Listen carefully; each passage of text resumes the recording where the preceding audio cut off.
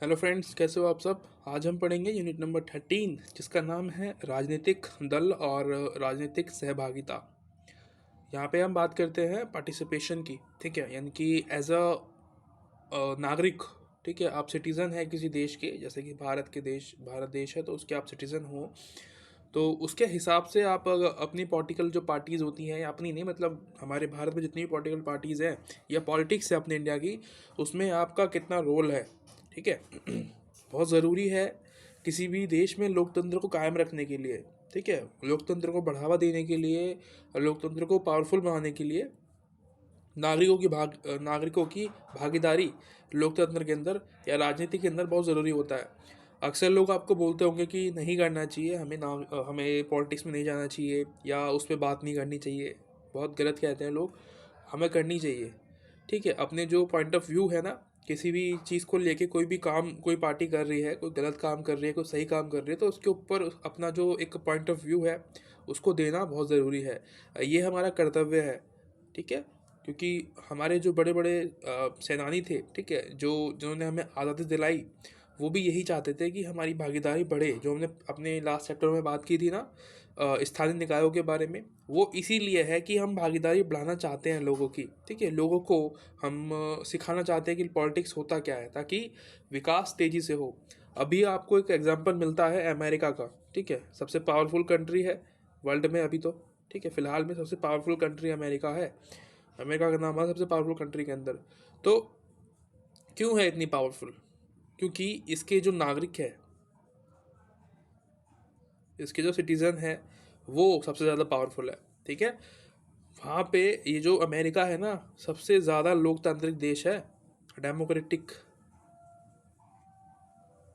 हमारा जो इंडिया है, डेमोक्रेटिक इंडिया को इसलिए बोलते हैं, सबसे ज़्यादा डेमोक्रेटिक जो लोकतंत्र है भारत को इसलिए बोलते हैं क्योंकि यहाँ पे ना बहुत सारे लोग, बहुत सारे धर्म के लोग, बहुत ज़्यादा मतलब भाषा बोलने वाले, अलग अलग संस्कृति से आते हैं। तो इसीलिए हमको सबसे ज़्यादा डेमोक्रेटिक देश कहा जाता है।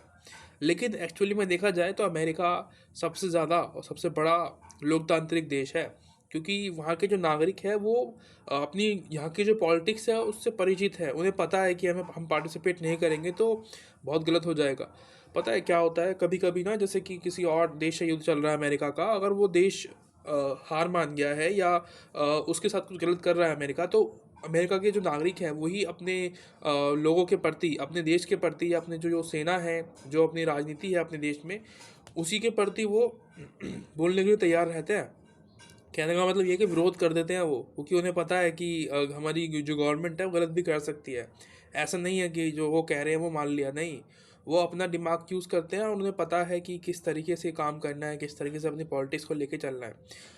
अपनी पॉलिटिक्स को चलाने के लिए, अपने देश में जो पॉलिटिक्स है, राजनीति है, उसको चलाने के लिए उनके नागरिक, जो अमेरिका के नागरिक है, वो बहुत ज़्यादा रोल प्ले करते हैं। ठीक है, अपने देश में। तो ऐसे ही एक्सपेक्टेशन की जाती है कि हम भी अपने देश की नागरिकता जो है, अपने नागरिक जो हम जिस देश के भी, तो उस देश में हमारा एक रुतबा रहे, हमारा एक पॉइंट ऑफ व्यू रहे अपनी पॉलिटिक्स को लेके, कि कैसे हम जो है चीज़ों को लेके चलते हैं। ठीक है, अगर कोई कोई भी पार्टी गलत करती है तो हमें हक है उसके खिलाफ बोलने का, तो हम क्यों नहीं कहते हैं। ठीक है, बोलना चाहिए। यही हमारी जो है राजनीति को मजबूत करता है, यही हमारी लोकतंत्र को मजबूत करता है। ठीक है, तो ये चैप्टर इसी बारे में है, जो मैं आपको भी इतना बड़ा भाषण दिया है ना, ये चैप्टर इस बारे में है। उसके बाद फिर हम थोड़ा सा जो है इंट्रोडक्शन यहाँ पे लिखा हुआ है, कह रहा है कि सहभागिता यानी कि पार्टिसिपेशन जो है वो कार्यकलाप है, साथ साथ में वो अभिवृत्ति है, यानी कि एक्सप्रेशन ऑफ व्यूज़ की, जो आप सोचते हो उसको आपको बताना होता है। ठीक है, ऐसा नहीं कि अपने दिमाग में आपने सोच लिया तो बस रखो वहीं पे, उसको ऐड करके पता चल रहा है कुछ साल बाद भूल गए। तो उसको एक्सप्रेस करना बहुत ज़रूरी है। जो भी आपके व्यूज़ हैं भागीदारी को लेके, आप पॉलिटिक्स में जब तक जाओगे नहीं, उसको समझोगे नहीं। देखो, जाने का मतलब ये नहीं कि आप पार्टी कोई ज्वाइन कर लो, नहीं। पार्टिसिपेशन का मतलब होता है कोई गलत काम हो रहा है तो उसके प्रति आपको अपना गुस्सा दिखाना चाहिए। ठीक है, गवर्नमेंट को, कि भाई गलत हो रहा है ये जो भी हो रहा है। ठीक है, तो इसको हम कहते हैं सहभागिता। अभी तो बहुत ज़रूरत है इस सहभागिता की। ठीक है, पार्टिसिपेशन की। हम पॉलिटिक्स में जब तक नहीं जाएंगे, जब तक नहीं उतरेंगे युवा, ठीक है, तब तक बहुत प्रॉब्लम्स है। ठीक है, हमारा एक पढ़ाई तो है, लेकिन साथ साथ में हमें इसके ऊपर भी ध्यान देना चाहिए। अगर हमें खुद को अगर डेवलप करना है, ठीक है, तो हमारा एक बहुत बड़ा जो काम है ना पढ़ाई के अलावा ये भी है, ठीक है। पॉलिटिक्स में ध्यान रखना कि कौन क्या कर रहा है, किस तरीके से कर रहा है, उसका जो सोच है वो कैसी है, ये सारी चीज़ें, ठीक है। तो यहाँ पे सहभागिता और कार्यकलाप का जो मतलब है वो समझा रखा है आपको। कह रहा है कि जो सुबह सैर करते हुए व्यक्ति किसी कार्यकलाप में शामिल नहीं होता, उसको नहीं कहते। बेसिकली देखो क्या कह रहा है ये, कि एक प्रोफेशन होता है, ठीक है, एक तरीका होता है चीज़ों को करने का। अगर आप रोज़ सैर पे निकल रहे हो मॉर्निंग में या इवनिंग में, तो उसको हम कार्यक्रम नहीं कहेंगे, ठीक है, कि आपने कोई एक्टिविटी की है उसको वो कार्यक्रम नहीं माना जाएगा। कार्यक्रम किसको कहेंगे, आपने 100 मीटर की दौड़ की है, ठीक है, प्रोफेशनली आप जो है 100 मीटर की दौड़ कर रहे हो, उसको हम सहभागिता कहेंगे कि आपने कुछ एक्टिविटी की है, ठीक है। तो उसके अलावा क्या कह रहा है कि किसी के पड़ोस में कोई लंबे समय से रह रहा है और उसके आप परिचित नहीं हो, तो उसको हम क्या बोलेंगे, सहभागिता की अभाव, अभिवृत्ति ना होना, ठीक है। यानी कि वो व्यक्ति आपके आसपास रह तो रहा है लेकिन आपको उसके बारे में नहीं पता, ठीक है, तो इसको अभिवृत्ति कहते हैं। यानी कि हमें जो आसपास में जो रह रहा है हम उससे परिचित ही नहीं है, इसलिए हम अभावग्रस्त है, ठीक है, हमारी उसके प्रति अभाव है, नहीं है, मतलब हम उसको जानते ही नहीं है कि वो है कौन, तो ये गलत है। इसको हमें पता होना चाहिए कि हमारे आसपास कौन रह रहा है, उसकी सोच ही ऐसी है।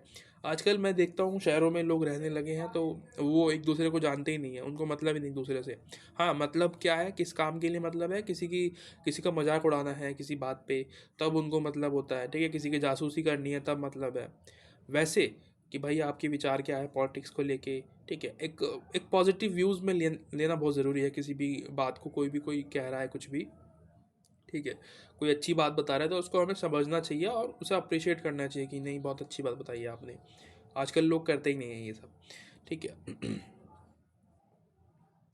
राजनीतिक सहभागिता की संकल्पना, इसमें क्या है, तो व्यक्ति के रूप में देखा जाता है तो व्यक्ति के सरकार के प्रति अनुकूल अभिवृत्ति से माना जाता है। बेसिकली वही संकल्प में जो आपके जो दिमाग में चलता रहता है अपनी पॉलिटिक्स को लेके, उसी को ही सहभागिता की संकल्पना कहते हैं। कि किस तरीके से, एक तरीके से आपको यहाँ पे एक परिभाषा देगा, ठीक है। आप यहाँ की परिभाषा ना लेके, मेरा मानना है कि आप इंटरनेट से जो है इसकी जो संकल्पना है, जो परिभाषा है, वो आप सर्च कर लेना, आपको ईजिली 2-3 लाइन में, 4 लाइन में, 5 लाइन में आपको बता देगा, ठीक है। फिर आप जो है उसको अपने नोटबुक में, जो भी आप नोट्स बना रहे हो शायद, या फिर एग्ज़ाम, यहाँ पे नोट जो किताब होती है ना आपकी, इतना स्पेस खाली होता है यहाँ पे काफ़ी, तो यहाँ पे भी कुछ लिख सकते हो, जैसे कि परिभाषा है, यहाँ पे नहीं लिखी है तो आप लिख दो इसको, राइट। इससे क्या होता है, एग्ज़ाम में फ़ायदा होता है हमें, ठीक है, कुछ चीज़ें जो औरों को नहीं पता हमें पता होती है, तो इससे एग्ज़ाम में नंबर ज़्यादा अच्छे मिलते हैं हमें। बेशक ना पूछा हो, पर क्योंकि नंबर आपका 500 मार्क्स का आपको आंसर लिखना होता है, तो उसके हिसाब से आपको ज़्यादा नॉलेज होनी चाहिए चीज़ों के बारे में।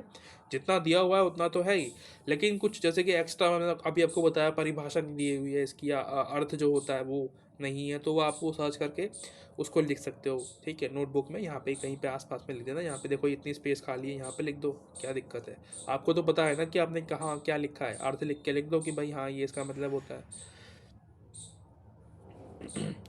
और राजनीतिक सहभागिता के कुछ रूप होते हैं कि भाई किस किस तरीके से आप पार्टिसिपेशन कर सकते हो अपनी पॉलिटिक्स में। इंडिया की पॉलिटिक्स में बात कर रहे हैं हम, जैसे कि स्थानीय राष्ट्रीय चुनाव में मतदान करना, ठीक है, लोकसभा के चुनाव होते हैं उसमें आप पार्टिसिपेट कर सकते हो, ठीक है, विधानसभा के चुनाव होते हैं उसमें आप पार्टिसिपेट करिए।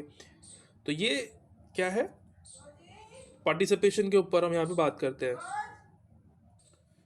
उसके बाद सेकंड आता है जनमत संग्रह में मतदान, चुनाव प्रचार, अन्य प्रकार के चुनाव अभियान में आप पार्टिसिपेट कर सकते हो, ठीक है, जो भी प्रोग्राम्स होते हैं, कैंपेन्स होते हैं, उसमें आप पार्टिसिपेट करिए। किसी राजनीतिक दल की सक्रिय सदस्यता ले लो आप, ठीक है, किसी पॉलिटिकल पार्टी की जो भी आपको पसंद आती है। इंडिया में बहुत सारी पॉलिटिकल पार्टीज़ है, आम आदमी पार्टी है, कांग्रेस है, ठीक है, बीजेपी है, आप जो आपको पसंद आती है, आपके विचार के आधार पे जो आपको सही लगती है उसको आप ज्वाइन करिए और काम करिए उसके अंदर, ठीक है। देखो हमें लगता है कि इसमें कोई फ्यूचर नहीं है, बहुत ज़्यादा फ्यूचर है, आप जब जाओगे तो आपको पता चलेगा। ये जो पॉलिटिशियंस जो बैठे हुए हैं ना, ये मर्सिडीज़ में घूमते हैं आज, ठीक है, छोटे मोटे पॉलिटिशियंस की बात कर रहा हूँ, बड़े तो बहुत ज़्यादा हो जाते हैं फिर, ठीक है। उन बड़े जो पॉलिटिशियंस हैं उनके पास तो खुद का प्राइवेट जेट होता है, प्लेन होते हैं बड़े बड़े, ठीक है, आराम से घूमते हैं दुनिया भर में। उसके अलावा किसी राजनीतिक दल की सक्रिय सदस्यता, ये तो हो गया था, ये हटाओ इसको। किसी दबाव समूह की सक्रिय सदस्यता, दबाव समूह, इसको इंग्लिश में प्रेशर ग्रुप कहते हैं, ये भी आप कर सकते हो। प्रेशर ग्रुप देखो, ये कोई पॉलिटिकल पार्टी नहीं होती है, पर ये विपक्ष के रूप में काम करती है, ठीक है। विपक्ष के रूप में जो पार्टी अभी सत्ता में है ना, उसके विपक्षी दल होते हैं, जैसे कि अभी सत्ता में बीजेपी है, अभी अभी अभी जो है 2024 के, अभी मैं मार्च में आपको पढ़ा रहा हूँ, मार्च से जून जो है उसको मैं पढ़ा रहा हूँ मैं आपको। तो अभी जो इलेक्शन नहीं हुए हैं, तो उससे पहले अभी तो बीजेपी ही पार्टी जो है वो प्रेशर जो पावर में है, ठीक है। उसके अतिरिक्त जो भी ग्रुप्स हैं, जैसे कि आम आदमी पार्टी है या फिर कांग्रेस है, वो प्रेशर ग्रुप की तरह काम कर रहे हैं, क्योंकि वो सत्ता में केंद्र में नहीं बैठे हुए हैं, राइट।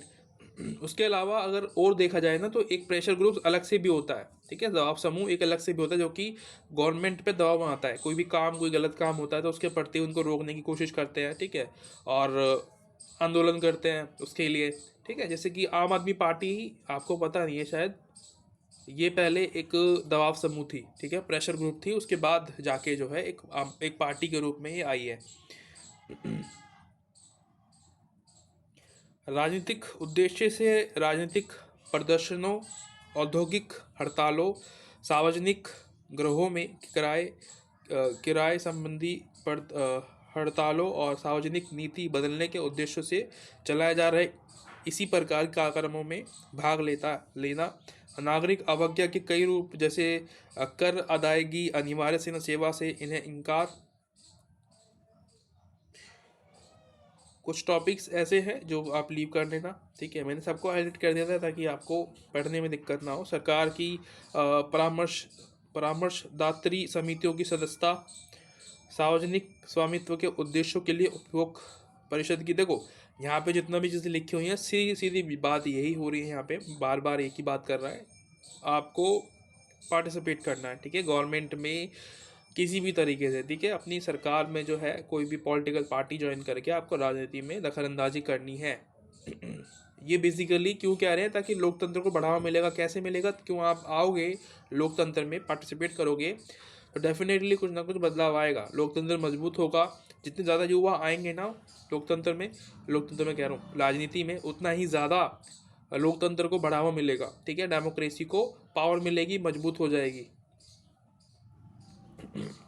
अमेरिका में ना, हाँ, सभी लोग पॉलिटिक्स में नहीं है, लेकिन वो इनडायरेक्टली वहाँ पे इन्वॉल्व रहते हैं अपनी पॉलिटिक्स के अंदर, ये भी बात समझ लो आप। अमेरिका की बात कर रहा हूँ मैं, अमेरिका बहुत बड़ा एग्जांपल है इस चीज़ के लिए, क्योंकि अमेरिका ही ऐसा देश है जहाँ पे वहाँ के जो नागरिक है ना वो इन्वॉल्व रहते हैं, ठीक है। क्योंकि सेकंड नंबर पे तो रशिया आता है, वहाँ पे आपको लोकतंत्र देखने को मिलता ही नहीं है, ठीक है। वहाँ पे तो राजतंत्र है किसी एक व्यक्ति का, तो वहाँ पे तो मतलब ही नहीं है उसके ऊपर बात करने की। हम लोकतंत्र के बारे में बात कर रहे हैं तो हम अमेरिका को देखेंगे, ठीक है। अमेरिका ही ऐसा देश है जहाँ के नागरिक जो है ना, वहाँ के नागरिक अपनी गवर्नमेंट को कंट्रोल में रखते हैं, ताकि वहाँ के नागरिक ना होना, मना कर दे या कुछ भी अब इंटरफेयर ना करे अपनी गवर्नमेंट में, तो वहाँ की गवर्नमेंट किसी भी देश को जब मर्जी उड़ा देगी, नक्शे से गायब कर देगी वर्ल्ड के, ठीक है।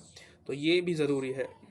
बहुत ज़्यादा पावरफुल कंट्री है, तो उसके जो नागरिक है उससे ज़्यादा पावरफुल है, उसको पता है कि मेरे देश में जो नागरिक है वो कितने भयंकर है, ठीक है, मेरी कभी भी खाट खड़ी कर सकते हैं।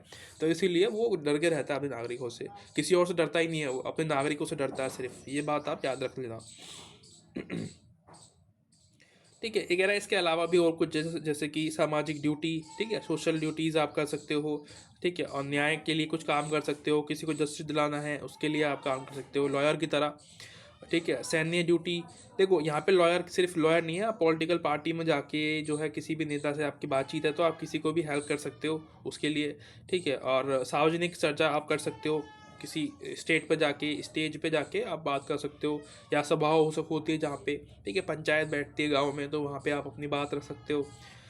ये भी एक पॉलिटिकल में व्यूज़ रखना है आपने, ठीक है। एक पॉलिटिकल लोकतांत्रिक देश में अपने मत रखना बहुत ज़रूरी है। ये निर्धारण के विधि के रूप जैसे विश्वविद्यालय में छात्र संकाय, आप जो है स्कूल्स में, जब अगर आप स्कूल में जब आपके कोई भाई बहन होंगे तो उनसे भी आप बोल सकते हो कि आप स्कूल में जो है डिबेट्स वगैरह जो होती हैं, ठीक है, उसमें पार्टिसिपेट करें, राइट। तो ये पार्टिसिपेट करना ही बहुत ज़रूरी है, ताकि आप बोलना सीखो, ठीक है, किसी के खिलाफ, किसी के अगेंस्ट में, किसी के पक्ष में, तो वो ज़रूरी है।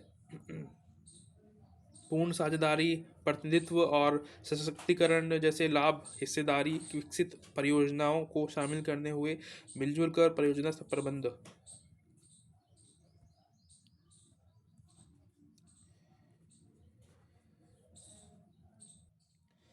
उसके बाद ये कहता है राजनीतिक सहभागिता, लोकतंत्र और राजनीतिक दल। इसमें क्या है, राजनीतिक सहभागिता से जुड़े और उत्तरदायी कई सामाजिक कारणों में से राजनीतिक दल एक है। अन्य भी कई कारक हैं, जैसे कि स्वैच्छिक संस्थाएं है, संस्थागत समूह, सामाजिक सांस्कृतिक समुदाय। तो ये बेसिकली कुछ जो ग्रुप्स हैं उनके बारे में बता रहा है। जैसे कि कुछ खुद खुद क्या कह रहा हूँ मैं, कुछ जो होते हैं हेल्प ग्रुप होते हैं, सेल्फ हेल्प ग्रुप जो होते हैं उन्हीं को हम स्वैच्छिक संस्थाएं कहते हैं, ठीक है। जैसे कि वुमेंस होती है, वुमेंस के लिए एक अलग ग्रुप्स बनाए जाते हैं, वो खुद बनाती है अपनी मर्ज़ी से, अपनी इन्वेस्ट करके पैसों को। एनजीओस टाइप में जो होते हैं वो होते हैं, ठीक है। और ये संस्थागत होते हैं, कुछ कुछ होते सामाजिक ग्रुप्स होते हैं, किसी भी धर्म को जो है बचाए रखने के लिए सामाजिक ग्रुप जो होते हैं, सांस्कृतिक ग्रुप बनाए जाते हैं।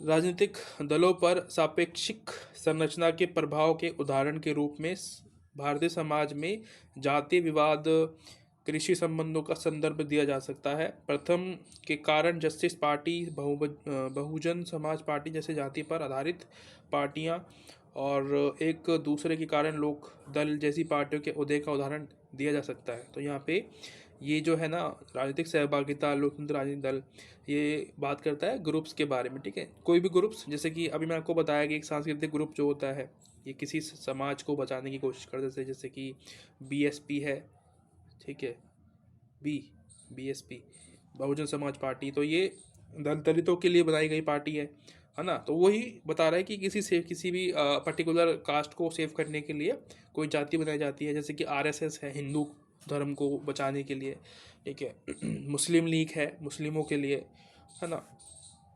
और सेल्फ हेल्प ग्रुप होते हैं बहुत से, ठीक है, महिला संगठन वगैरह जो है।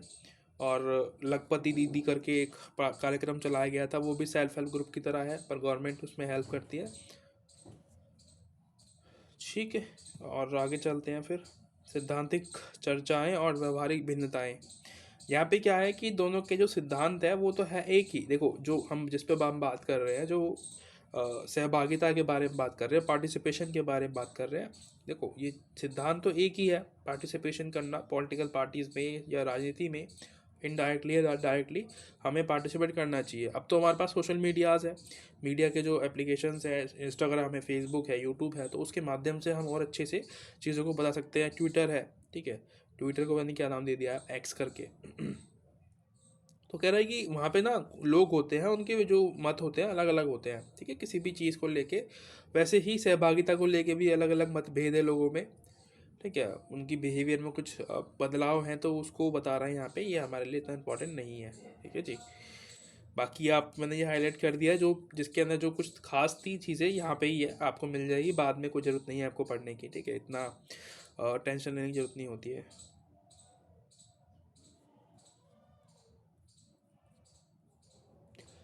भारत में राजनीतिक सहभागिता और राजनीतिक पार्टियां भारतीय राजनीति की विशेष पहचान है। 50 वर्ष का लोकतंत्र है हमारा, ज़्यादा हो गया है अब तो, ठीक है, 75 के आसपास शायद हो गया है हमें। और विरोधाभासी विशेषताएं हैं। देखो जितना हमें आज़ादी का टाइम होता है ना, उससे थोड़ा कम, यानी कि 3 से 4 साल कम जो है हमारा संविधान को होता है। निरक्षरता के उच्च दर और कृषि से जुड़ी जनसंख्या होने के बावजूद अधिक मतदाता उपस्थित। तो कुछ विशेषता भारत में ये रही है कि भाई जो हमारे वोटर्स है वो रहते हैं हमेशा, ठीक है, वोट डालना पसंद करते हैं। जो हमारे मेन जो गरीब लोग होते हैं, मिडिल क्लास है, वो वोट डालते हैं डेफिनेटली, ठीक है, ऐसा नहीं होता कि नहीं डालते हैं। जो पैसे वाले लोग हैं, अमीर लोग हैं, वो वोट नहीं डालते हैं, ये रियलिटी है इंडिया में। कई मतदान क्षेत्र पर संगठित राजनीतिक दलों का संगठन या नियंत्रण न होने पर भी बहुस्तरीय चुनावी प्रक्रिया, जनता और नौकरशाही के बीच बिचौलियाँ, गैर दलीय आंदोलन, विशेष धार्मिक जाति समूहों सहित भारतीय प्रकार के हित समूह के साथ साथ विविध संगठित हित संघों का होना। तो ये कुछ संगठन के बारे में बता रहा है कि इंडिया में ये सब चीज़ें आपको देखने को मिलती हैं, ठीक है। कुछ नॉन कमर्शियल पार्टियां भी हैं, ग्रुप्स भी हैं, ठीक है।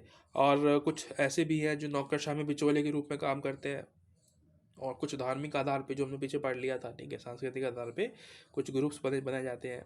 जैसे कि ये जो क्या कह रहा था, सहभागिता की पार्टियां जो है, जैसे कि यहाँ पे आपको स्थानीय स्तर पे ये देखने को मिलते हैं, अमेंडमेंट 73 और 74, ठीक है, पंचायत और नगर पालिका, ये हमने पहले पढ़ लिया था। तो ये भी एक एग्जाम्पल है इसके लिए। विकासशील प्रतियोगी दल प्रणाली के माध्यम से राजनीतिक सहभागिता, ये क्या कह रहा है कि ये वृद्धि राष्ट्रीय राज्य दोनों स्तरों पर हुई है, और मतदान अंश सीटों के बंटवारे के रूप में वर्तमान दलों के टूटने, राष्ट्रीय राज्य स्तरों पर चुनावी प्रतिबंधों के बनने, नई राजनीतिक पार्टियों जैसे भारतीय जनता पार्टी, बहुजन समाज पार्टी के उदय और एनडीए जैसे पार्टियों के गठबंधन के कारण इसे एक बल मिला है।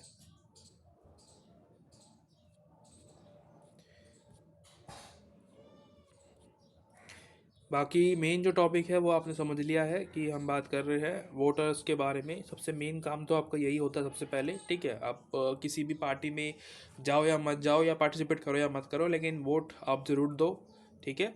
आपका जो एक प्रक्रिया है, ठीक है, आपका जो एक प्रोसेस है वो वहाँ पे दिखाई देगा, आपकी एक्टिविटी दिखाई देगी, और जो जीतेगी पार्टी उसमें आपकी भागीदारी दिखाई देगी, ठीक है, पार्टिसिपेशन दिखाई देगा आपका। तो ये ज़रूरी है आपको वोट डालना, ठीक है।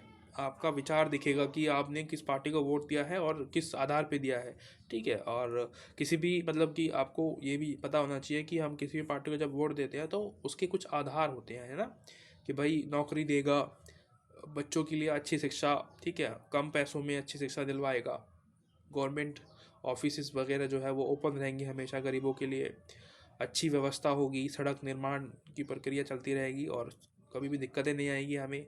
ये सब आधार पे, ठीक है, काम के आधार पे आप किसी को वोट दें, ना कि जाति, धर्म, भाषा, इन सब के आधार पे। कुछ लोग तो ऐसे हैं, मैंने देखा है कि कोई पैर छू गया आके, कोई दल का नेता, ठीक है, जो कि इलेक्शन लड़ रहा है, पता चल रहा है उसी को ही वोट दे दिया क्योंकि उसने पैर छू लिए, ठीक है, बाद में वो आपको देखने भी नहीं आएगा।